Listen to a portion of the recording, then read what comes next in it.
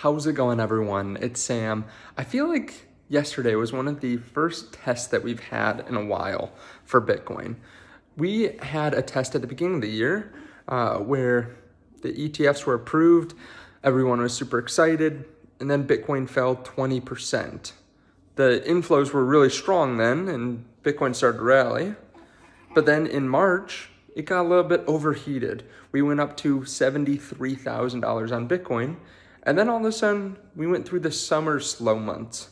And it actually helped a lot because it reset everyone's thinking for where Bitcoin was going to go. That wasn't going to go straight up, right? There are some liquidations. There are some people that just realized that they don't have the right temperament for Bitcoin.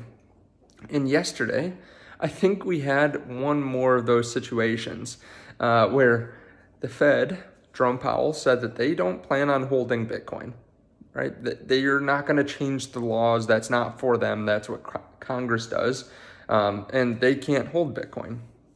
And I think that scared the market, along with, the whole market falling down. That really scared some new Bitcoiners. They thought, well, the US government's not going to hold Bitcoin.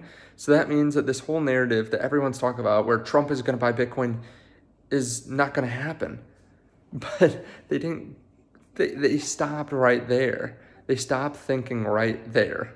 So we'll talk about that. If you don't mind, hit subscribe, turn on the bell notification underneath the video so you can see future videos just like this. Also, if you want to trade crypto, there's a link underneath the video to CoinW.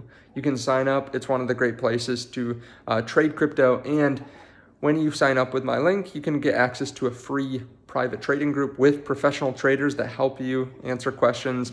Even if you don't want to take their trades, you can still ask them questions, ask them their opinion on different things, or you can take their trades because they're trading every single day. Of course, do your own research. And there's also up to 55 Solana that you can earn just from trading on CoinW. Now, I am in a different place than usual because I do have the Bitcoin baby here, holding the Bitcoin baby for a little bit. So, needed a change of scenery. But yesterday was an interesting time. Bitcoin fell from 106,000 down to 98,000, 99,000. A lot of people got worried. I was kind of surprised with how many people were worried. I think what happened was some people thought that the narrative was done, just like I was talking about. Like some people thought that the US government can't hold Bitcoin. And then some people just realized that they should have probably taken some profits on altcoins or on Bitcoin. And then they got freaked out wondering, should I just get out completely? Like, this is too volatile for me. I have a lot on the line. And then there's some liquidations too, right? Some people just, I think it was like 600 million of longs got liquidated in a short time span. But now we're back at 102,000. The market, I think, is pricing in what I said last night after the Fed meeting, which is a couple things. Specifically for Bitcoin, the Fed isn't who holds the Bitcoin anyways. It's the Treasury. And then the fact that Jerome Powell isn't cutting rates isn't necessarily the worst thing in the world.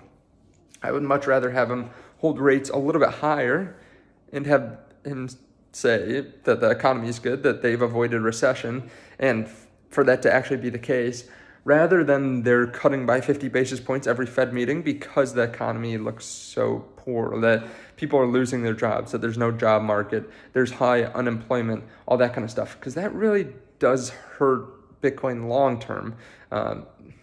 It hurts the market long term. Bitcoin's going to be adopted no matter what, but it would set it back if we're going into a massive recession, right? There are less people that are going to invest aggressively in a recession. So the narrative that Bitcoin is not going to be picked up by nation states, the narrative that that's not going to happen is wrong, right? These nations are not price sensitive. They're not interest rate sensitive. They're not going to say, well, Bitcoin actually is a great asset. We really want to buy some, but we're going to wait until rates are at, 3.25% instead of 4.25. So we're going to have to wait an extra year. No, that's not going to happen, right? The fact is they're going to buy regardless of rate. They're going to buy regardless of price for the most part. And this little blip on the radar of yesterday we'll all forget. But if you're someone that panic sold at the first, second 10% correction since, 10%, right around 10% correction since the election, you're probably not going to make it.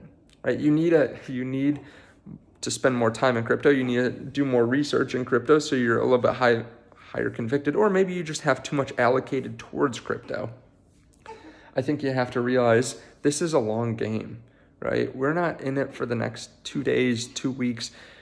You should be looking, at least, even if you want to take profits, right? At least at the next 6 months to a year. And if you don't want to take profits, this is very long-term. I think whenever you get into Bitcoin, you should be willing to hold for 4 years to get to the next cycle, just in case you mistime it. So right now we have massive entities buying, right? BlackRock just picked up another $350 million worth of Bitcoin.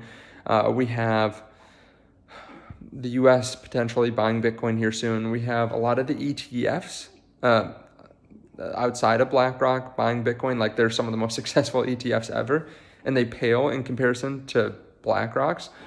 And then we also have some of the miners buying, MicroStrategy buying. MicroStrategy went down pretty hard yesterday, and it's bouncing back today. We have Mara and Hut 8 buying Bitcoin. I believe Mara just bought $1.5 billion worth of Bitcoin, and Hut 8 bought, off the top of my head, I want to say $100 million worth of Bitcoin. So keep in mind, there's a massive narrative change here. There's a massive fundamental change here. The miners were some of the biggest sellers of Bitcoin. What their goal was to do was to mine Bitcoin, hold maybe a little bit, but really mine it, produce a ton of cash flow, buy more miners to produce more cash flow. But that gets more difficult. As you get less and less rewards, you can continue to try to do that. But as bigger entities come in, they're not going to be as price sensitive. As we said, like, nation states will probably mine because it's going to be hard to find more Bitcoin like on the market. But if there are 450 Bitcoin mined a day now, 225 even in 6-7 years, 225 mined a day, well, some countries are going to try to get 5-10% of that. And again, they're going to get free energy, free employees. They're just going to create a budget for it, and that'll be part of their strategy. So if you're a miner, you're probably a little bit scared and thinking, maybe I don't want to fight against people that don't care about price at all. And we just can't be competitive. So we need to be a Bitcoin. Oh, sorry for the sneezes. I don't know if you could hear that. Maybe we need to be a Bitcoin holding company instead. And then, we can go up 5x, 10x with the price of Bitcoin. And honestly, a lot of these miners would probably do better over the last 5-10 years if they had, at least in terms of stock price, if they had just bought Bitcoin and held it, like just held all their Bitcoin, liquidated their miners and just held Bitcoin and been a Bitcoin holding company, done like what Metaplanet and MicroStrategy have done. But obviously hindsight's 2020. So it'll be interesting to see how this changes, because keep in mind, just back to what I was saying, these miners were some of the largest sellers of Bitcoin, right? Like, over the last couple cycles, they continuously dumped 900 Bitcoin on the market throughout the entire bear market, throughout the bull market. And now, not only are they holding, they're also getting debt. They're also issuing shares. They're also, having these senior convertible notes to buy more Bitcoin. So they went from net sellers to significant net buyers. This is fascinating, and I think not enough people are paying attention to it. So yeah, this was a bit of an IQ test. This was a test to see how much are you paying attention to what's actually happening? How much are you going to get FUDed out of your Bitcoin? Because there will be more FUD, to be clear. There will be 10%, 20% moves. I wouldn't be surprised if we fell down 20% sometime in the next 3 months. Like, in a day, we fall down 20%. That's what happens, right? There's going to be extreme volatility, extreme liquidations. But at the same time, we're also going to move up 10, 15% a day, and then 10, 15% the next day. And it's going to get crazy. Whenever there's something that's worth this much, people will fight for it. So be ready. There's going to be a fight that's coming. Again, if you want to trade crypto, there's a link to CoinW underneath the video. I really do appreciate it. If you want to check out the sale to Into the Cryptoverse, 10% off code underneath the video. It's a site that I'm using to look at various metrics to determine if/when I want to take profits. Thank you so much. I appreciate it. I'll see you all in the next one. Bye.